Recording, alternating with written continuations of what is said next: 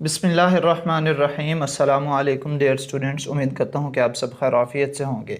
आज हम फ़िज़िक्स 101 के लेक्चर नंबर 39 को डिस्कस करेंगे। और लेक्चर नंबर 39 जो है वो बेसिकली एक यहाँ से नया टॉपिक जो है वो स्टार्ट हो रहा है, जिसको हम कहेंगे जी स्पेशल थ्योरी ऑफ रिलेटिविटी, या फिर जो है वो स्पेशल रिलेटिविटी। और इसका पार्ट नंबर 1 जो है वो आज हम डिस्कस करेंगे। सबसे पहले आप लोगों ने कुछ चीज़ें जो है वो याद रखनी है कि स्पेशल थ्योरी ऑफ रिलेटिविटी किस शख्स ने जो है वो पेश की थी। वो थे जी अल्बर्ट आइंस्टाइन, और ये सामने उनकी जो है वो पिक्चर दी हुई है। और बड़े मशहूर साइंटिस्ट हैं, और इनकी सबसे मशहूर ज़माना जो इक्वेशन है आइंस्टाइन की, जिनको आइंस्टाइन इक्वेशन कहते हैं, विच इज़ E = mc²। ठीक है, मॉडर्न फिज़िक्स के अंदर जो है ये बहुत इंपॉर्टेंट जो है वो इक्वेशन है, जिसको हम डिस्कस करते हैं। ठीक है, E = mc², और इसकी वजह से बहुत ज़्यादा मशहूर हुए ये आइंस्टाइन। ठीक है, और एक इसकी वजह से, एक उसके बाद जो है वो स्पेशल थ्योरी ऑफ रिलेटिविटी। तो इन्होंने जो है वो हमारे पास सिंपल जो है वो एक थ्योरी पेश की थी, जिसको जो है वो स्पेशल थ्योरी ऑफ रिलेटिविटी का नाम दिया गया। और उसके बाद जो है ये क्या है, ये सारी चीज़ें जो है वो आज के लेक्चर में हमने डिस्कस करनी है। ठीक, अच्छा जी, जब ये बहुत मतलब कि यंग थे, 1905 की ये बात है। ठीक है, उनके माइंड में जो है ना वो एक ख्याल आया, और उन्होंने ये सोचा कि अगर मैं स्पीड ऑफ लाइट के साथ मूव करूं तो मुझे दुनिया किस तरह की नज़र आएगी। ठीक है, तो उन्होंने ना एक चीज़ जो है ये सोची। और उसके बाद जो है वो when he was a very young man in 1905, it is one of the most solid pillar of the physics and has been tested thousands of time. कौन सी चीज़? Special theory of relativity. ठीक है ना, कि वो कह रहे स्पेशल थ्योरी ऑफ रिलेटिविटी जो है वो बहुत इंपॉर्टेंट जो है वो पिलर है किसका? फिजिक्स का, जिसको हम जो है वो डिस्कस करेंगे अभी। और इस स्पेशल थ्योरी ऑफ रिलेटिविटी की वजह से बहुत बड़ी जो है वो रेवोल्यूशन पैदा हुई, यानी कि नया जो है वो इनकलाब बर्पा हो गया था। ठीक है, और किस चीज़ को समझने में? स्पेस और टाइम को समझने में। ठीक है, special relativity was a big revolution in understanding the nature of space and time. ठीक है, और उसके बाद मैस और एनर्जी, यानी कि ये चार चीज़ों को समझने के लिए बहुत अहमियत की हामिल थी स्पेशल थ्योरी ऑफ रिलेटिविटी। ठीक हो गया जी। और उसके बाद जो है वो ये बेसिकली जो है वो किस मकसद के लिए थी, या किन चीज़ों के लिए थी? ये फास्ट मूविंग पार्टिकल्स के लिए थी, जिसमें इलेक्ट्रॉन्स आते हैं, फोटॉन्स आते हैं, ठीक है, न्यूट्रियॉन्स जो है वो आते हैं। ठीक है, पहले पॉइंट के अंदर सिर्फ ये बेसिक सी चीज़ें डिस्कस की हुई थी। ठीक है, अच्छा, अब इसके बाद जो है सबसे पहले हम दो चीज़ें जो है वो देखेंगे इसको प्रॉपरली डिस्कस करने से पहले। रिलेटिविटी जो है वो दो चीज़ों को डिस्कस करती है। ठीक है, टाइम एंड स्पेस, यहाँ पे जो है वो टाइम या फिर डिस्टेंस। ठीक हो गया। सबसे पहले टाइम क्या चीज़ है जी?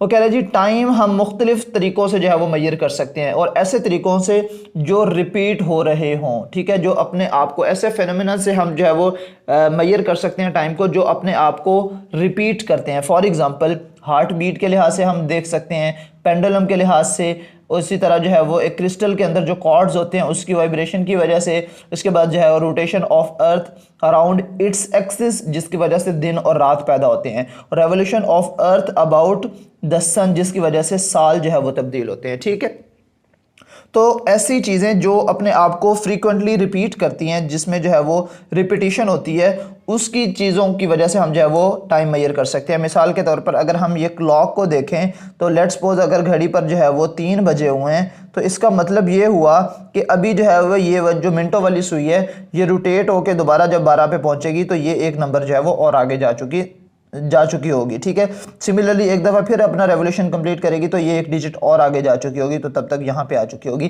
तो मकसद कहने का ये है कि इस नीडल की रिपीटिशन की वजह से हम जो है वो टाइम मैयर करते हैं। तो कोई भी ऐसा फेनोमेना जो अपने आप को रिपीट करता है, उसकी वजह से जो है वो टाइम बनता है। ठीक है, उसके बाद जो है वो डिस्टेंस।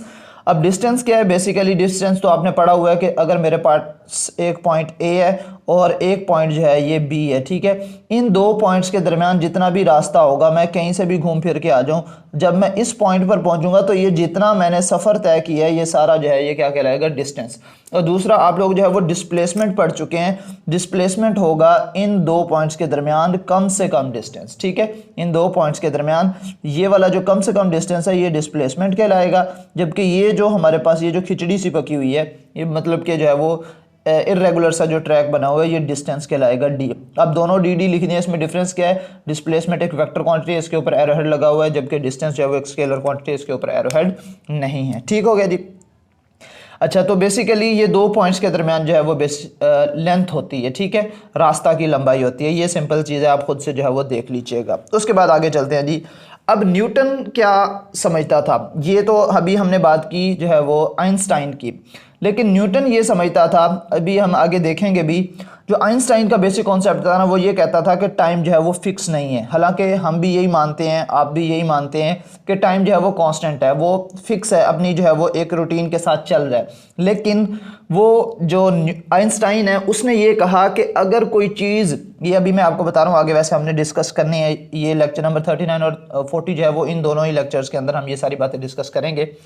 उसने ये कहा था कि अगर कोई बॉडी स्पीड ऑफ लाइट के साथ जो है वो स्पीड ऑफ लाइट के साथ जो है वो अगर मूव करे, ठीक है, तो उसके लिए टाइम जो है वो रुक जाता है। किसने कहा था? आइंस्टाइन ने कहा था। और ये basically special theory of relativity का पार्ट ही है, ठीक हो गया जी। जबकि न्यूटन इस चीज़ पर बिलीव करता था कि टाइम जो है वो बेसिकली एक सिंगल जो है वो, मतलब कि सब पूरी यूनिवर्स के लिए, इंटायर यूनिवर्स के लिए एक ही है, फिक्स है, ठीक है, एब्सोल्यूट है, फिक्स है, ठीक है। जबकि हालांकि ऐसा जो है वो आइंस्टाइन के हिसाब से ऐसा नहीं है। आइंस्टाइन ने जो है वो, Einstein shock the world by showing that time and space are not absolute quantities, क्योंकि न्यूटन ये समझता था कि टाइम और स्पेस दोनों जो है वो क्या है, एब्सोल्यूट क्वांटिटीज हैं, फिक्स्ड क्वांटिटीज हैं। एब्सोल्यूट मीन फिक्स्ड, ठीक है। तो जबकि आइंस्टाइन ने दुनिया को हैरान करके रख दिया ये बात साबित करके कि नहीं जनाब, टाइम और स्पेस जो है ये दोनों एब्सोल्यूट नहीं है, ये डिपेंड करती हैं स्पीड पर, ठीक है, speed of your frame, reference of frame, ठीक है, ये रेफरेंस फ्रेम। तो अभी हम जो है वो ये भी देखेंगे कि रेफरेंस ऑफ फ्रेम जो है वो क्या होता है, इन दोनों चीज़ों को भी हम देखेंगे। इवन उसने एक और चीज़ जो है वो जब बयान की, even more shocking was his proof that time and space are not entirely separate quantities। और दूसरी बात जब उसने ये साबित की तो और ज़्यादा हैरानी हुई कि टाइम और स्पेस जो है ये दो डिफरेंट क्वांटिटीज़ नहीं हैं, ठीक हो गया जी। तो अभी तक ये तो बेसिक चीज़ें जो है वो हमने पढ़ ली हैं। अब हम देखेंगे फ्रेम ऑफ रेफरेंसेस जो है वो क्या होते हैं। लेट्स सपोज अगर मैं आपको किसी पेज पर एक थोड़ी सी चीज़ जो है वो समझाने की कोशिश करूँ। रेफरेंसेस जो है वो फ्रेम ऑफ रेफरेंस जो है वो क्या है। लेट्स सपोज बच्चे, ये हमारे पास एक्स एक्सिस है, ये हमारे पास जो है वो वाई एक्सिस है, यहाँ पे एक पॉइंट जो है वो पी मौजूद है। ये पॉइंट जो है वो एक्स एक्सिस से कितने डिस्टेंस पर है, सॉरी ये ले जी, ये एक्स एक्सिस, ये वाई एक्सिस, ये पॉइंट पी कि ये हमारे पास ओरिजिन से, तो लेट्स सपोज ये इतने डिस्टेंस पर मौजूद है कि ये एक्स एक्सिस से कितने फासले पर है और वाई एक्सिस से कितने फासले पर है। तो हम ये जो है वो इसका पी एक्स कंपोनेंट बन जाएगा और ये यहाँ से लेकर यहाँ तक जो है ये इसका, सॉरी ये पी वाई होगा, पी वाई, वाई के सामने पी वाई, और ये हमारे पास जो है वो पी एक्स कंपोनेंट होगा। तो ये इसका बेसिकली फ्रेम ऑफ रेफरेंस है, ठीक है, कि यानी कि अपने जो है वो कोऑर्डिनेट्स के लिहाज से ये किस पॉइंट पर जो है वो कितने फासले पर मौजूद है, ये इसका फ्रेम ऑफ रेफरेंस जो है वो कहलाएगा। अब यहाँ पे फ्रेम ऑफ रेफरेंस दो तरह के होते हैं, एक होता है इनर्शियल फ्रेम ऑफ रेफरेंस और एक होता है non inertial frame of reference. दो बातें बस आपने याद रखनी है। इनर्शियल के अंदर जो है वो एक्सेलरेशन किसके इक्वल होती है बच्चे, जीरो के इक्वल होती है, यानी कि जिसके अंदर जो है वो एक्सेलरेशन जीरो, ऐसा फ्रेम ऑफ रेफरेंस जिसके अंदर एक्सेलरेशन क्या होती है, जीरो होती है, वो कहलाता है इनर्शियल फ्रेम ऑफ रेफरेंस। जबकि एक ऐसा एक्सेलरेशन जिसमें ए जो है उसकी कोई वैल्यू हो, मैं सी कांस्टेंट लिख देता हूं या कोई भी वैल्यू जो है वो हो सकती है, या इसको लिख देते हैं जी नॉन जीरो, ठीक है, नॉन जीरो। तो अगर किसी फ्रेम ऑफ रेफरेंस की जो एक्सेलरेशन है वो नॉन जीरो है, यानी कि जीरो नहीं है, तो वो नॉन इनर्शियल होगा, और अगर जो है वो एक्सेलरेशन जीरो है तो वो इनर्शियल फ्रेम ऑफ रेफरेंस कहलाता है। अब ज़मीन जो है वो absolutely inertial frame of reference तो नहीं है, लेकिन हम इसको approximately inertial frame of reference जो है वो कहते हैं। तो ये फ्रेम ऑफ रेफरेंस समझ आ गया आपको, इनर्शियल क्या होता है और नॉन इनर्शियल, ये दोनों बातें भी मैंने आपको बता दी हैं। बाकी मैं इसके नोट्स जो है वो आपको दूंगा, इसके नोट्स जो है मैंने आपको डिटेल के साथ प्रोवाइड करने हैं, ठीक है जी। अच्छा, सबसे पहले an event something that happen, सबसे पहले आपको एक बात बतानी है जी, इवेंट क्या होता है। लेट्स सपोज कोई भी काम जो कहीं भी हुआ है वो इवेंट कहलाएगा। मैं यहाँ पे ये कह रहा हूँ something that happens at some point in space at some time, ठीक है, किसी टाइम पर किसी भी जगह कोई वाकया जो रूनुमा होता है उसे हम इवेंट कहते हैं। With respect to some frame, S, ठीक है, बिलो। अब यहाँ पे देखें जी, ये एक फ्रेम ऑफ रेफरेंस दिया गया है, इसमें एक्स एक्सिस है, वाई एक्सिस है और जी एक्सिस है, ठीक है। यहाँ पे 3 डायमेंशनल दिया है, मैंने वहाँ पे 2 डायमेंशनल दिखाया था, कोई इशू नहीं है, इससे कोई फर्क नहीं पड़ता। अच्छा बच्चों, तो अब यहाँ पे हमारे पास लेट्स सपोज हमारे पास ये एक फ्रेम ऑफ रेफरेंस ये दिया हुआ है और एक फ्रेम ऑफ रेफरेंस ये दिया हुआ है, ये एस फ्रेम ऑफ रेफरेंस है जबकि ये एस डैश है।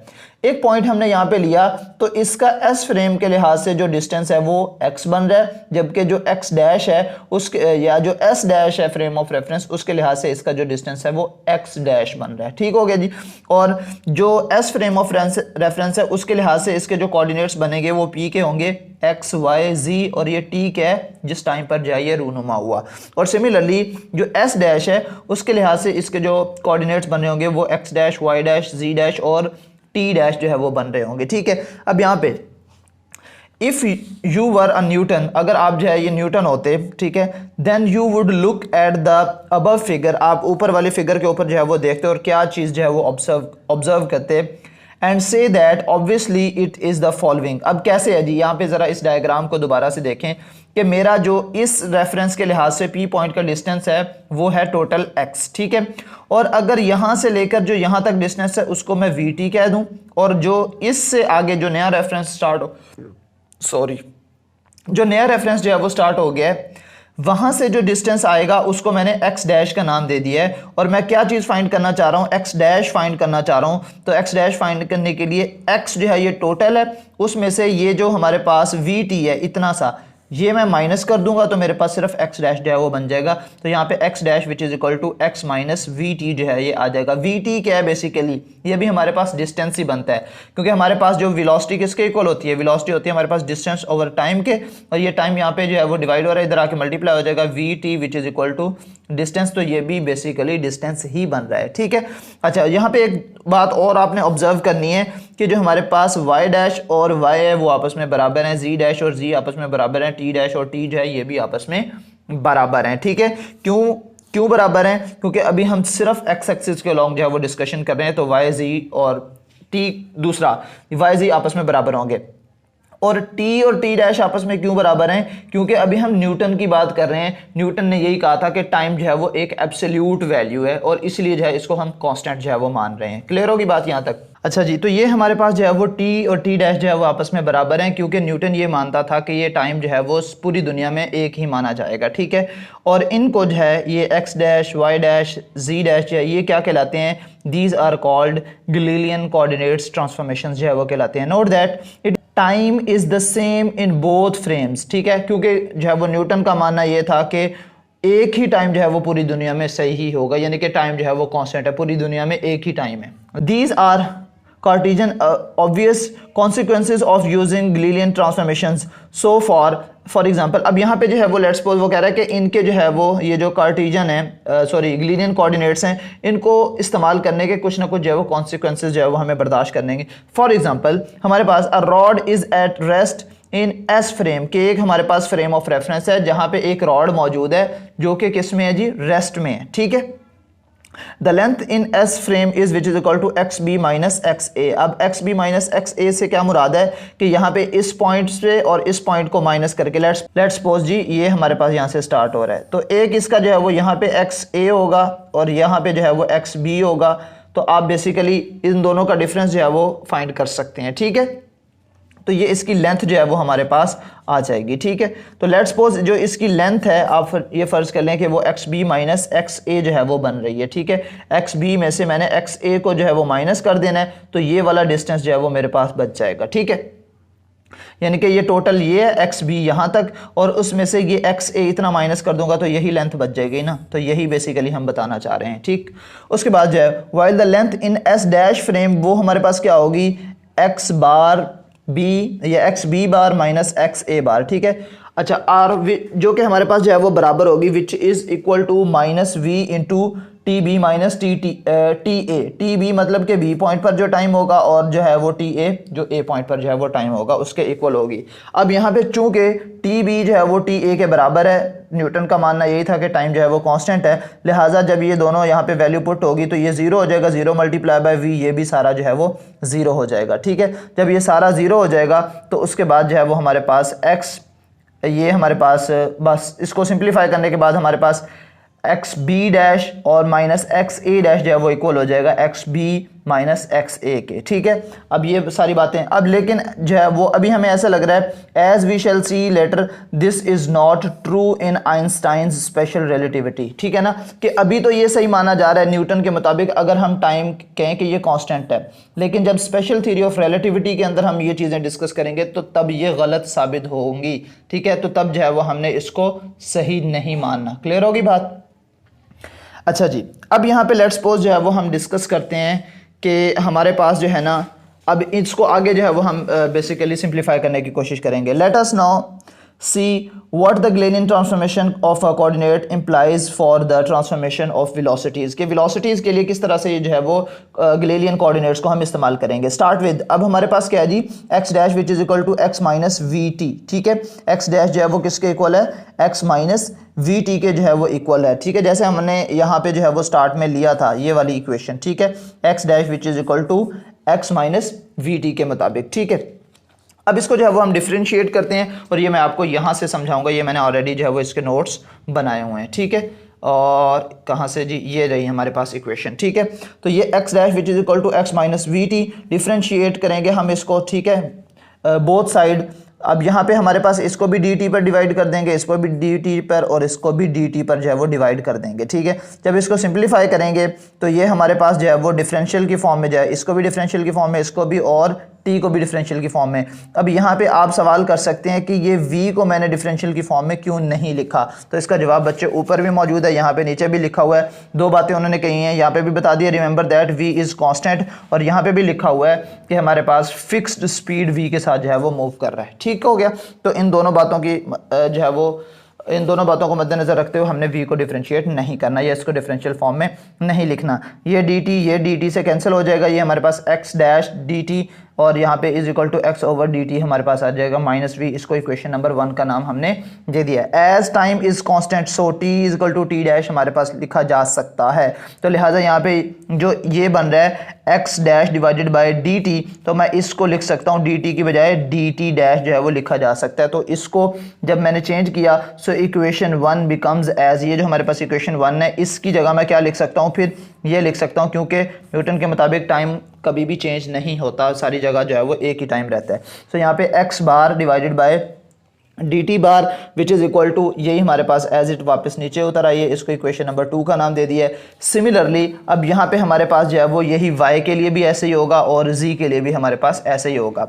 अच्छा, अब यहाँ पे एक चीज़ और देख लें ज़रा, ये हमारे पास ये वाली जो चीज़ है, ये वाली चीज़, या इसी को मैं यहाँ पे जनरलाइज कर दूँ तो हमारे पास d x bar divided by d t, ये किसके इक्वल होगा, वेलोसिटी, यानी कि change in distance with respect to time is equal to velocity. Similarly हमारे पास जो d x over d t होगा ये हमारे पास यू एक्स के इक्वल होगा और ये यू बार एक्स के इक्वल है। ठीक है, तो अब यानी कि ऊपर वाली ये जो इक्वेशन है, इक्वेशन 2, ये वाली जो इक्वेशन है, इसकी जगह मैं यहाँ पे यू एक्स बार लिख सकता हूँ, यू बार एक्स, और यहाँ पे जो है मैं जस्ट यू एक्स लिख सकता हूँ। तो ये मेरे पास जो है वो इक्वेशन बन चुकी है। माइनस वी ये एज इट जो है वो माइनस वी यहाँ पे आ चुका है। ये मैं नोट्स वैसे आप लोगों को सेंड कर दूंगा। ठीक है, और यू डैश जी वाई और यू वाई के इक्वल होगा और यू डैश जी जो है वो यू जी के ही इक्वल होगा, क्योंकि इसके अलॉन्ग तो हम ले ही नहीं रहे, हम सिर्फ एक्स एक्सिस की जो है वो बात कर रहे हैं। क्लियर होगी बात यहाँ तक, और ये आपने जो है वो यहाँ तक जो है वो देख लेना है, और ये चीज़ें जो है वो यहाँ तक हमारे पास आ चुकी हैं, बल्कि ये यहाँ तक जो है वो सॉल्व हो चुके हैं। ठीक हो गया जी, तो उसके बाद जो है वो सिंप्लीफाई किया गया। अब यहाँ पे इसको एक दफ़ा फिर डिफरेंशिएट करेंगे तो बेसिकली हमारे पास एक्सेलरेशन की फॉर्म में जो है वो आ जाएगा। ठीक है, अब चूंकि वेलोसिटी कांस्टेंट है तो हमारे पास जो है वो एक्सेलरेशन नहीं होगा। ठीक है, चूंकि जब वेलोसिटी कांस्टेंट होती है तो एक्सेलरेशन 0 होता है। क्लियर होगी बात, आगे चलते हैं जी। अच्छा जी, अब हम डिस्कस करेंगे पॉइंट नंबर 7, और पॉइंट नंबर 7 में कुछ भी ऐसा ख़ास नहीं है, ये ऑलरेडी हम लोग जो है वो पढ़ चुके हैं कि जो हमारे पास लाइट है, light is electromagnetic wave that travels at the speed measured by 2.90 something, और इसकी जो कांस्टेंट वैल्यू जनरल दी जाती है c is equal to 3.0 × 10⁻⁸ metre पर सेकंड जो है वो बनती है। ठीक हो गया कि ये स्पीड ऑफ लाइट है। और ये मैं ऑलरेडी आप लोगों को बता चुका हूँ कि जब आइंस्टाइन जो है वो 16 साल का था, उसके दिमाग में ये सवाल आया कि अगर मैं स्पीड ऑफ लाइट के साथ मूव करूँ तो मुझे दुनिया कैसी नज़र आएगी। बस आपने इस पैराग्राफ को खुद रीड कर लेना और इसमें कुछ भी नहीं है।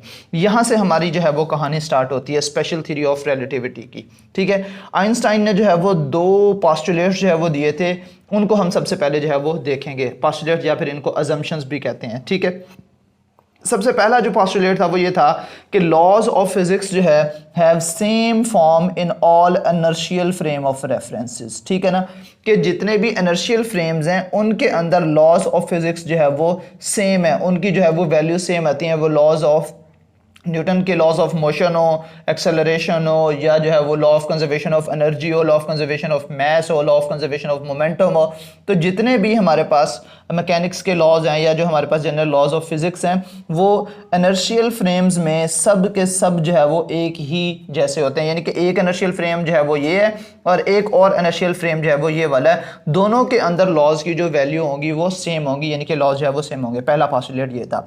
दूसरा ये कहता है कि speed of light in vacuum, यानी कि स्पेस के अंदर जो है वो has same value in all inertial systems, यानी कि इनर्शियल फ्रेम्स के अंदर जो स्पीड ऑफ लाइट है वो भी क्या है जी, कांस्टेंट है। ये डिपेंड नहीं करती, independent of the relative motion of source and observer. ठीक है, अब यहाँ पे सोर्स और ऑब्जर्वर को ज़रा समझ लें। सोर्स और ऑब्जर्वर क्या होता है? सोर्स ये है कि जहाँ से लाइट जो है वो इमिट हो रही है। लेट्स सपोज यहाँ पे जो है ना वो एक टॉर्च लाइट जो है वो दी हुई है आपको। ठीक है, और इस टॉर्च लाइट के अंदर से जो है वो लाइट इमिट हो रही है, ये सोर्स कहलाएगा। और एक शख्स जो है वो यहाँ पे खड़ा इसको ऑब्जर्व कर रहा है। ठीक है, इसको ऑब्जर्व कर रहा है यहाँ पे, उसको जो है वो हम ऑब्जर्वर का नाम देंगे जिस तक जो है ये लाइट पहुँच रही है। ठीक है, तो वो कह रहा है कि इससे कोई फ़र्क नहीं पड़ता कि हमारे पास सोर्स और ऑब्जर्वर की आपस में रिलेटिव मोशन जो है वो क्या है। ठीक है, ये सिर्फ डिपेंड करती मतलब कि ये सिर्फ इनर्शियल फ्रेम ऑफ रेफरेंस पर डिपेंड करती है, इंडिपेंडेंट होती है किस चीज़ पर? Relative motion between source and observer. तो ये हमारे पास 2 बेसिक जो है वो ऑब्जर्वेशंस थी।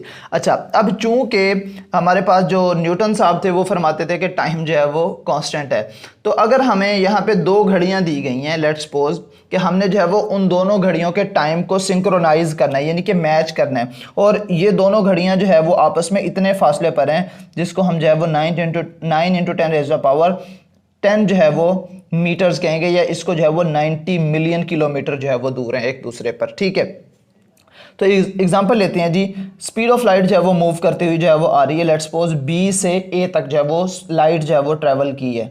अब यहाँ पे क्या करना है? The observer with clock A sees the time on clock B as 2:55 PM, यानी कि 2:55 हुए हैं। ठीक है, but he knows that light took 5 minutes to travel from B to A, कि बी से ए तक आने के लिए जो है वो टाइम लाइट ने कितना लिया है?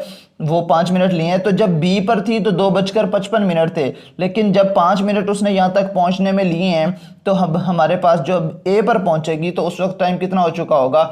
2:55 से अब 3 बज चुके होंगे। ठीक है, अब कैसे? आइए ज़रा इसको थोड़ा सा कैलकुलेट करके देखते हैं। अब हमें एक तो स्पीड ऑफ लाइट का पता है 3 इंटू 10⁸ मीटर पर सेकेंड होती है, और हमें डिस्टेंस भी इन दोनों घड़ियों के दरमियान पता है। तो हमें पता है कि हमारे पास जो स्पीड होती है वो डिस्टेंस ओवर टाइम के इक्वल होती है। अगर हमने टाइम फाइंड करना है तो टाइम यहाँ पे डिवाइड हो रहा है, इधर आके मल्टीप्लाई हो जाएगा। चूँकि वी टी तो हमने फाइंड नहीं करना, हमने सिर्फ टी फाइंड करना है, तो वी जो यहाँ पे मल्टीप्लाई हो रहा होगा इधर आके डिवाइड हो जाएगा, यानी कि ये दोनों आपस में एक्सचेंज हो जाएंगे। So t is equal to d over v जो है वो हो जाएगा। डी यहाँ पे क्या है? डिस्टेंस, और यहाँ पे वी की बजाय हमने सी क्यों लिखा है? कि सी जो है वो स्पीड ऑफ लाइट को हम सी से रिप्रेजेंट करते हैं, ना कि वी पर। जब इन दोनों को कैलकुलेट करेंगे तो हमारे पास जो है वो 300 सेकंड्स आते हैं, जो कि 5 मिनट के बराबर होते हैं। तो बेसिकली स्पीड ऑफ लाइट को इस्तेमाल करके हम 2 डिफरेंट क्लॉक्स को आपस में सिंक्रोनाइज जो है वो कर सकते हैं। ठीक हो गया जी। अच्छा जी, अब हम जो है वो फार्मूला ड्राइव करेंगे। बड़ा फेमस जो है वो फार्मूला है। इन पॉइंट्स को आपने बड़े तसल्ली से समझना है। ये आपके लेक्चर के इंपॉर्टेंट और जो है वो बड़े अहम जो है वो पेपर पॉइंट ऑफ व्यू से भी और वैसे भी जो है ये बड़े अहम पॉइंट्स हैं। ठीक है, पॉइंट नंबर 10 और आगे जो है वो एक और आएगा। सबसे पहले Now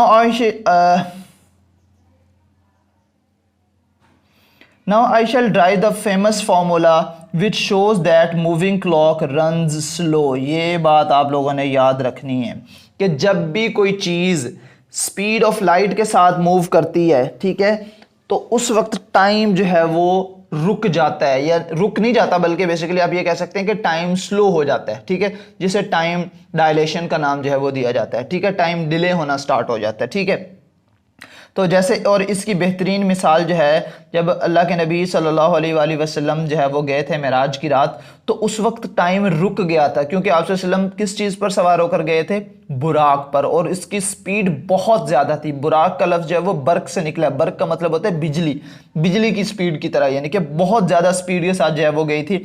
और आइंस्टाइन की ये जो थ्योरी है, ये इस चीज़ को जो है, मतलब कि जो आप वसल्लम ने जो मिराज का सफ़र किया था, ये बात भी आइंस्टाइन की जो थ्योरी को जो है वो सही साबित करती है कि अगर जो है वो कोई चीज़ स्पीड ऑफ लाइट के साथ मूव करती है तो उसके लिए टाइम जो है वो रुक जाता है। तो उसकी मिसाल आप जो है वो देख सकते हैं कि अल्लाह के नबी सल्लल्लाहु अलैहि वसल्लम जो है वो गए और वापस भी आ गए, और टाइम जो है वो गुजरा नहीं, ठीक है, टाइम जो है वो बेसिकली रुक गया, क्योंकि उनकी स्पीड जो है वो बुराक पर गए थे, जिसको आप बर्क से जो है वो ड्राइव किया गया, यानी कि इलेक्ट्रिसिटी की तरह बहुत ज़्यादा यानी कि स्पीड थी।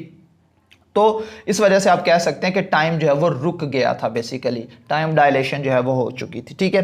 अब यहाँ पे कुछ जो है वो हम डेरिवेशन जो है वो करेंगे, आइए चेक करते हैं। सबसे पहले जो है वो हमारे पास, आप फ़र्ज़ कर लें कि एक ट्रेन है और ट्रेन की छत से जो है वो एक लाइट फेंकी जाती है नीचे की तरफ, ठीक है।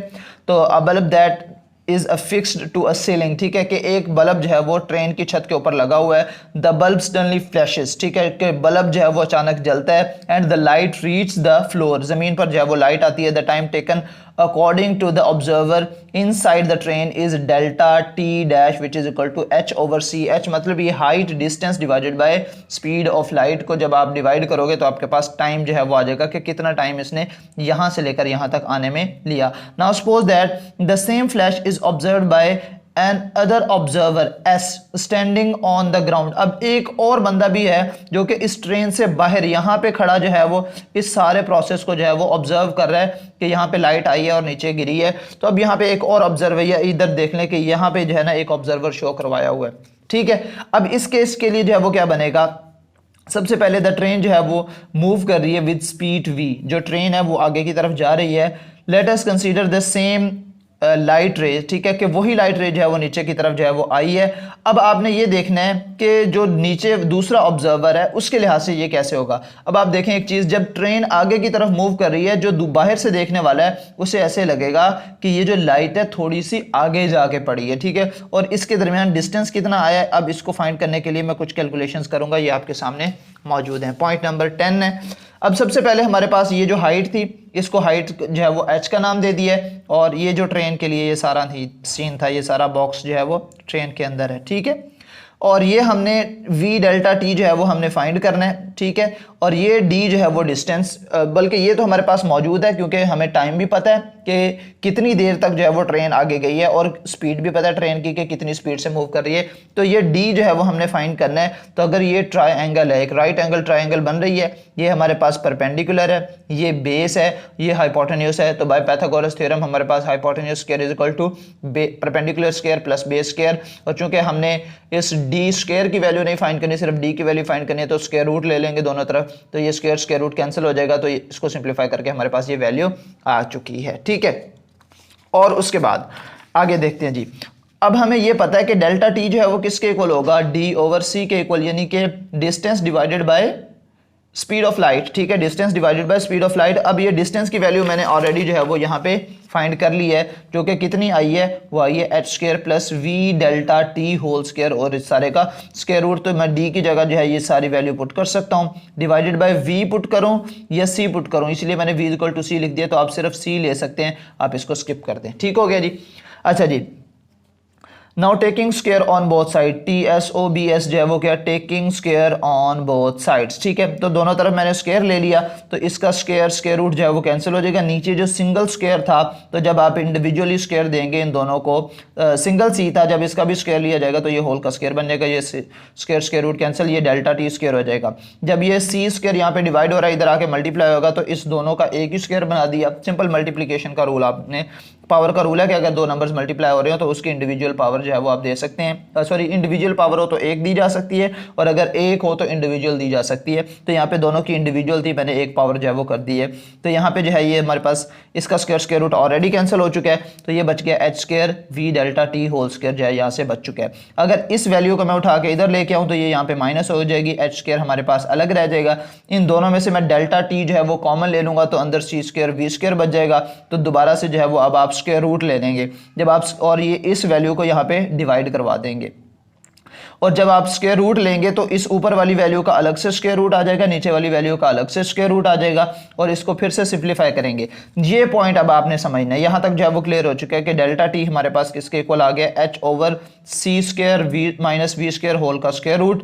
अब ये कहां से आ गया, ये मैंने खुद से अपनी तरफ से सी के साथ मल्टीप्लाई भी कर दिया और सी के साथ डिवाइड भी कर दिया है। जब मैंने सी के साथ मल्टीप्लाई भी किया और सी के साथ डिवाइड भी किया, तब ये देखो बटे के ऊपर ये नंबर है, इसको मैं बटे के नीचे जो नंबर है उसके बटे में ला सकता हूं, क्योंकि हमने पढ़ा हुआ है कि अगर बटे के नीचे फिर बटाओ तो वो वाला जो नंबर है वो ऊपर आके मल्टीप्लाई हो जाता है। तो मैंने यहाँ पे इसको रिवर्स किया, यहाँ पे लेके आया हूँ, ठीक हो गया, इसके बटे में ये सी ले आया हूँ, ठीक है। तो अब जब इसके बटे में ये सी आ गया है तो मैं इस स्क्वायर रूट के अंडर इसको लेके आना चाह रहा हूं, तो यहाँ पे तो सी पावर 1 है, तो जब मैं इसको स्क्वायर रूट में लाना चाह रहा हूं तो मुझे यहाँ पे स्क्वायर की फॉर्म में लिखना पड़ेगा। अच्छा, ये यहाँ पे h और यहाँ पे बटे के नीचे c, तो मैं इसको h ओवर c सेपरेट कर दिया, 1 over c square minus v square divided by c square, चूंकि ये स्क्वायर रूट के अंदर जो है वो जा चुकी है वैल्यू।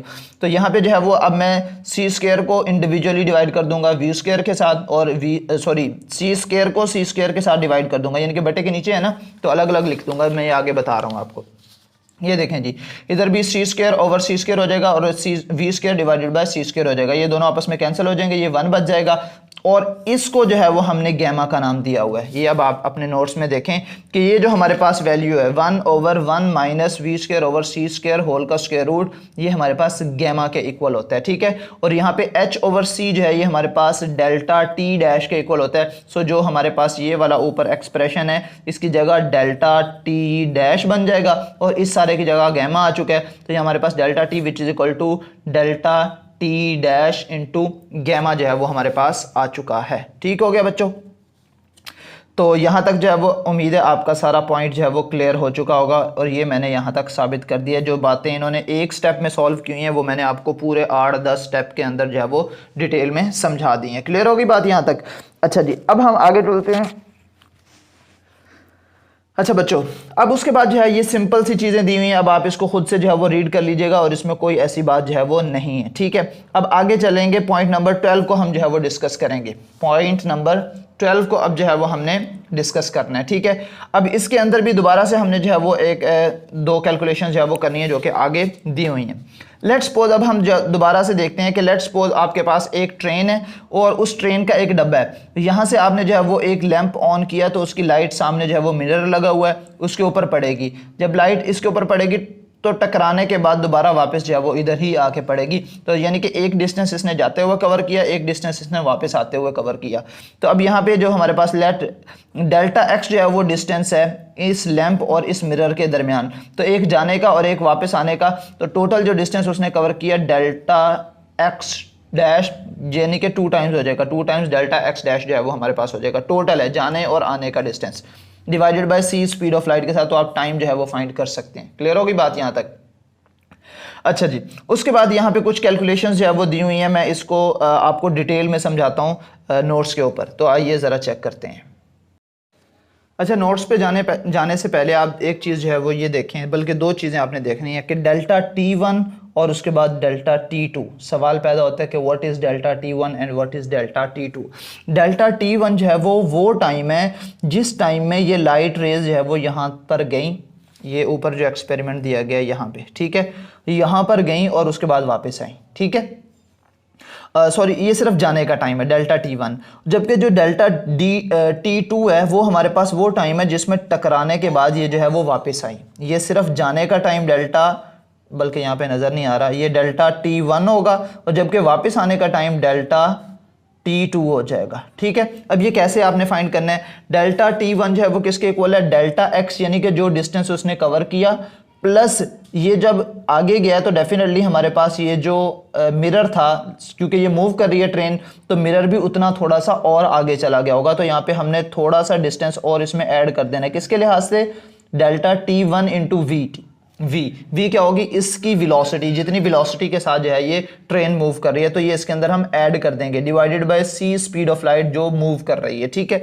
यानी कि जो रे जो है वो यहाँ से लाइट की निकली है उसकी स्पीड के साथ आपने इसको डिवाइड कर देना है, ठीक है। यानी कि ये टोटल डिस्टेंस हो गया डिवाइडेड बाय टोटल जो है वो स्पीड ऑफ लाइट, तो ये हमारे पास डेल्टा T1 के इक्वल आ गया। अभी इसको यहाँ पे हजम कीजिएगा कि ये क्या है, एक इक्वेशन 1 आप इसको नाम दे दें, मैं नोट्स में आगे बता रहा हूँ, ठीक है। और जो डेल्टा T2 है वो क्या है कि ये सेम चीज़ है, हमारे पास टाइम है वापस आने का, लेकिन यहाँ पे delta x minus v delta T2 क्यों आ गया, क्योंकि जब यहाँ पे जब ये ट्रेन आगे जाएगी तो उसका ये जो बैक वाला हिस्सा है तो डेफिनेटली ये भी तो उतना आगे जा चुका होगा ना, तो टकरा के जब ये वापस आएंगी तो ये वाला पोर्शन यहाँ की बजाय आगे यहाँ पे कुछ आ चुका होगा, ठीक है।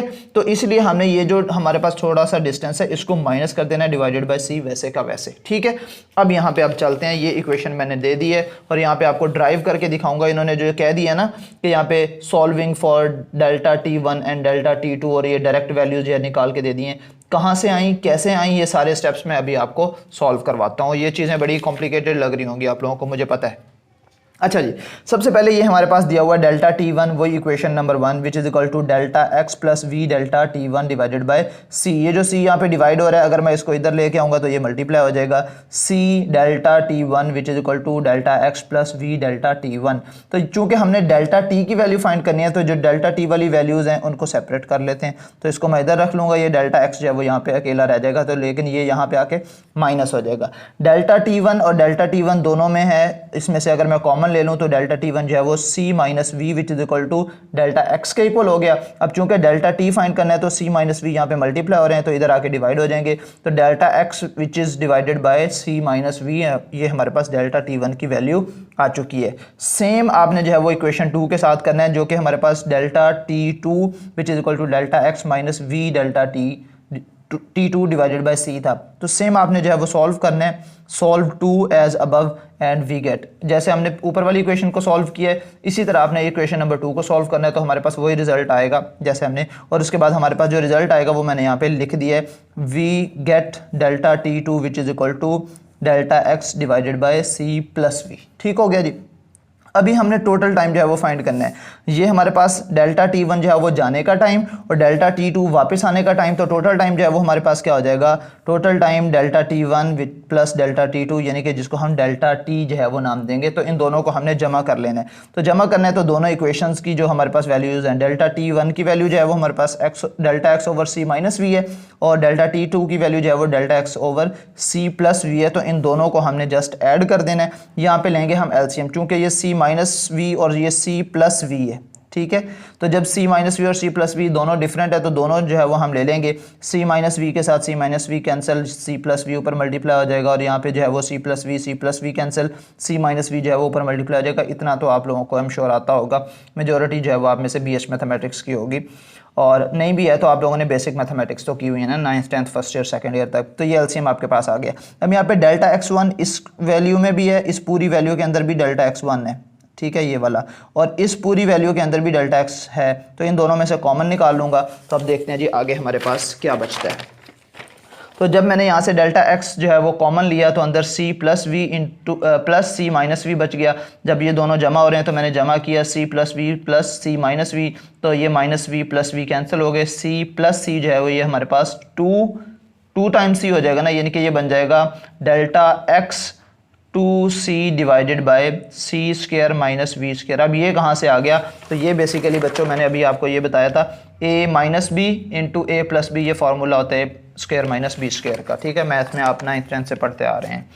अच्छा बच्चों, तो ये हमारे पास जो है वो सी स्क्वायर माइनस बी स्क्वायर वैसे का वैसे आ गया, यहाँ पे रीअरेंज कर लिया गया 2 delta x c divided by c square minus v square. इसको सिंप्लीफाई किया गया, यहाँ से नीचे वाली वैल्यू से मैंने अगर जो है वो सी कॉमन ले लूँ या सी पर डिवाइड कर दूँ, एक ही बात होती है ना। तो जब मैंने सी कॉमन लिया तो यहाँ से हमारे पास 1 आ गया, लेकिन यहाँ पे तो कॉमन था ही नहीं, वी के साथ तो कॉमन नहीं था, तो उधर डिवाइड हो जाएगा, ठीक है। या अब ये समझ लें कि दोनों को हमने सी स्क्वायर और सी स्क्वायर के साथ आपने डिवाइड कर दिया, तो ये कैंसिल होकर 1 बच गया और ये हमारे पास वैसे का वैसे आ गया। इस तरह से समझ लें, आप समझ सकते हैं, हालांकि बेसिकली हमने लिया कॉमन ही है। ठीक हो गया।